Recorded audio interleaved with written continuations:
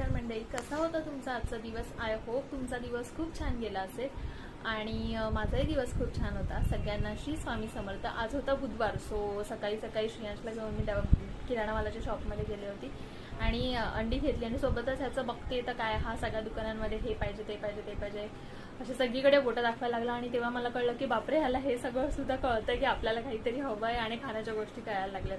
म्हणून ते घेऊन मी घरी आले आणि घरी आल्यानंतर मग त्याचं असं झालं की मला हे फोडून द्या, तोंडही धुतलं नाही, काहीच नाही, असंच हवं.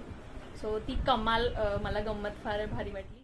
तो गंमत अशी होती की श्रेयांशला गोष्टी कळायला लागल्या आहेत आणि तो असा छोट्या छोट्या गोष्टींमध्ये जे रमतोय ते बघायला जाम गंमत वाटते. आपणही लहान झाल्यासारखं होतं.